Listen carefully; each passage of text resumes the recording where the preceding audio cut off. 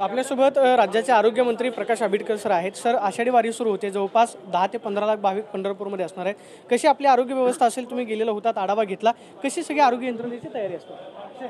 पंढरीच्या वारीला लाखो भाविक जात आहेत आणि लाखो भाविकांच्या त्या ठिकाणी होत असणाऱ्या गर्दीमुळे साहजिकच जे काही प्रश्न असतील त्यातला एक महत्त्वाचा प्रश्न आरोग्याचा आहे। आणि आरोग्याचा प्रश्न असल्यामुळे राज्याच्या एकूणच जाणाऱ्या सगळ्या वारकऱ्यांच्या सेवेसाठी आरोग्य विभागसुद्धा अतिशय सज्ज आहे। अत्यंत चांगल्या पद्धतीनं सगळे वेगवेगळ्या पद्धतीचे ICU युनिट्स आहेत। एक अत्यंत चांगल्या पद्धतीचं आरोग्य शिबिर आपण घेतोय। 1500 ते 1600 आपले डॉक्टर्स आहेत, ऑर्थोपेडिक डॉक्टर्स आहेत, गायनॉकॉलॉजिस्ट आहेत आणि त्याचबरोबर ज्या ॲम्ब्युलन्स आहेत, कार्डियक ॲम्ब्युलन्स आहेत, बाईक ॲम्ब्युलन्स आहेत। थोडक्यात ती जी तिथं गर्दी होणार आहे त्या गर्दीतल्या कुठल्याही पेशंटला त्रास होणे आणि योग्य त्या पद्धतीच्या सगळ्या वारकऱ्यांची सेवा महाराष्ट्र शासनाच्या आरोग्य विभागाच्या वतीनं करण्यासाठी आमच्या आरोग्य विभागाची यंत्रणा अतिशय सज्ज आहे। तरी साधारणतः किती हजार कर्मचारी जे आहेत ते आपल्या आरोग्य सेवेचे त्या वारीच्या काळामध्ये काम करतील? एकूणच त्या परिसरात असणारे सगळे डॉक्टर्स आणि त्याबरोबरीनं आजूबाजूचे असणारे सगळे डॉक्टर्स 1300 डॉक्टर्स आपण त्या ठिकाणी उपलब्ध केले आहेत। वारीमध्ये ह्या सगळ्या ICU मध्ये असेल किंवा आमचं जे महाआरोग्य शिबिर असेल त्यामध्ये असेल, या सगळ्यांमध्ये अत्यंत चांगल्या पद्धतीचे तज्ज्ञ डॉक्टर्स उपस्थित आहेत आणि अतिशय चांगल्या पद्धतीने ते सेवा देत आहेत। एकनाथ शिंदेसोबत तुम्ही सुद्धा आढावा घेण्यासाठी गेलेलो होतात, गिरीश महाजन त्या ठिकाणी आलेले होते। दुसरीकडे एक चर्चा सुरू झालेली आहे की एकनाथ शिंदे आणि भाजप यांच्यामध्ये काही श्रेयवादाची लढाई सुरू झालेली आहे का? त्याच्यामध्ये खरंच काय तथ्य आहे का? ज्या ठिकाणी एकनाथ शिंदे जातात तिथंच गिरीश महाजन पाहणी करतात, काय वाटतं तसं?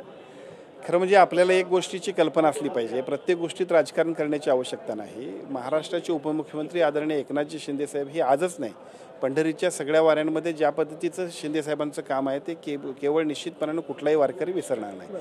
आता यावेळीसुद्धा वारकऱ्यांच्या सगळ्या सेवांचं ज्या पद्धतीनं उपाययोजना झालेत नाही झाले ते बघण्यासाठी ते गेले होते। पण जात असतानाच आदरणीय गिरीश महाजन साहेब, कारण ते सुद्धा सातत्यानं त्यांच्या समवेत नेहमीच असतात, आपत्ती निवारण मंत्री म्हणून ते काम करतातच, परंतु ते सुद्धा तशाच पद्धतीची आवड असणारे अशा पद्धतीचे मंत्री आहेत। त्यामुळे एका बाजूला शिंदे साहेब आणि दुसऱ्या बाजूला गिरीश महाजन साहेब हे दोघंही एकत्रित दौऱ्याला गेलेत। त्याच्यामध्ये श्रेयवाद नाही, त्याच्यामध्ये भक्तिभाव आहे आणि त्या भक्तिभावानं सगळ्या वारकऱ्यांची सेवा करण्यासाठीच ते गेलेत। आता दुर्दैवानं प्रत्येक गोष्टीत आपण राजकारणच करायचं ठरवलं तर चांगल्या गोष्टी सुद्धा आपण राजकारणाकडे घेऊन जाऊ शकतो। उद्या ठाकरे बंधूंचा मेळावा पार पडतोय, हिंदी सक्तीला विरोध म्हणून जो GR रद्द करण्यात आला त्यांचा विजय मेळावा होणार आहे। 2 ठाकरे बंधू एकत्र येतील अशा पद्धतीची चर्चा आहे। जर 2 ठाकरे बंधू एकत्रित आले तर तुमच्या शिवसेनेवरती त्याचा काय परिणाम पाहायला मिळेल? खरं तर एकनाथजी शिंदे साहेबांच्या नेतृत्वाखालच्या शिवसेनेचं काम महाराष्ट्रामध्ये अत्यंत चांगल्या पद्धतीने चाललं आहे। सर्वसामान्य माणसांच्या विकासासाठी जनतेच्या विश्वासानं अत्यंत चांगल्या पद्धतीने काम करत असल्यामुळं वेगवेगळ्या राजकीय समीकरणांपेक्षा सुद्धा लोकांचा विश्वास असणारी शिवसेना एकनाथजी शिंदे साहेबांच्या बरोबर आहे। त्यामुळे अतिशय चांगल्या पद्धतीने शिंदे साहेबांच्या नेतृत्वाखाली आमचं काम चाललं आहे। एक शेवटचा प्रश्न, देवेंद्र फडणवीसांनी आमदारांना सूचना दिलेल्या आहेत की राज्यासमोर आर्थिक अडचणी आहेत, त्यामुळे आमदारांनी टेंडर्स असतील किंवा कंत्राट याच्या मागे लागू नये, जी लोकांची कामं आहेत ती कशी जास्तीत जास्त होतील याचा प्रयत्न जो आहे तो आमदारांनी करावा। राज्यासमोर खरंच आर्थिक अडचणी आहेत का, किंवा विशेषतः तुमच्या विभागाला निधी जेवढा मिळणं अपेक्षित आहे तेवढा निधी मिळतोय का? नक्की अडचण काय?